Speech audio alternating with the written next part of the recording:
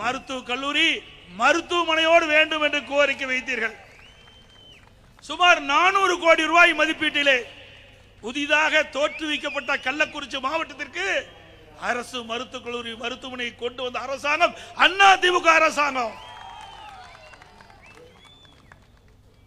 அதே போல பல்வேறு சாலைகள், பாலங்கள், தடுப்பு அணைகள், குடிமராமத்து திட்டத்திலே பல ஆண்டு காலமாக தூர் வாராமல் இருந்த ஏரி, குளம், கொட்ட அத்தனையும் விவசாயிகள் பங்களிப்போடு தூர் வாரி மழை காலத்திலே பெய்கின்ற மழை நீர் முழுவதும் சேமித்து வைக்கப்பட்டு நிலத்தடி நீர் உயர்ந்து விவசாயத்திற்கு தேவையான நீர் கிடைக்கப்பட்டது, குடிப்பதற்கு தேவையான நீரை கிடைக்கப்பட்டது. இப்படி அற்புதமான திட்டத்தை கொண்டு வந்த அரசாங்கம் அதிமுக அரசாங்கம். இப்படி ஏதாவது ஒரு திட்டத்தையாவது நீ செயல்படுத்தியிருக்கிறியா இந்த கள்ளக்குறிச்சி மாவட்டத்தில்? சொல்லுங்க பார்க்கலாம். ஒண்ணுமே கிடையாது. அப்படியே போட்டோ ஷூட் அழகா வருவாரு, போட்டோ எடுப்பாரு, நம்முடைய பத்திரிகையாளர் அதை அப்படியே அழகா போடுவாங்க, ஊடக அழகா காட்டுவாங்க.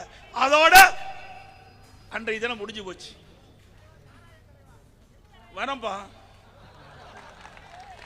விட்டுருமா? இவ்வளவு பெரிய கூட்டத்தை கூட்டிருக்கீங்களா, விட்டுருமா?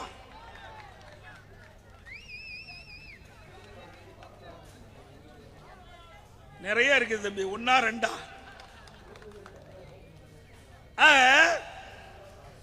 ஒரு அரசாங்கம், மக்களால் தேர்ந்தெடுக்கப்பட்ட அரசாங்கம், மக்களுக்கு என்ன செய்ய வேண்டும் என்று திட்டமிட்டு செயல்படுகின்ற அரசாங்கம் தான் நல்ல அரசாங்கம்.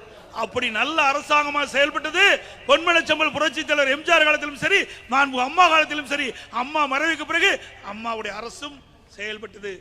அதனால் இன்றைக்கும் மக்கள் அதிமுகவை வாழ்த்தி கொண்டிருக்கின்றார்கள். இன்னைக்கு விவசாயிகளுக்கா கூட்டுறவு கடன் தள்ளுபடி, 2210 கோடி தள்ளுபடி. ஒரே ஆண்டில் 2 முறை வேளாண் பெருமக்களுக்கு கூட்டுறவு சங்கத்தில் வாங்கப்பட்ட பயிர்க்கடன் தள்ளுபடி செய்த ஒரே அரசாங்கம் இந்தியாவிலேயே அதிமுக அரசாங்கம்.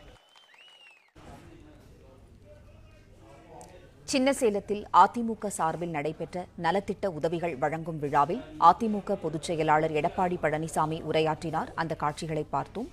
தொடர்ந்து செய்திகளை காணலாம். ஒரு சிறிய விளம்பர இடைவேளைக்கு பிறகு இணைந்திருக்கும்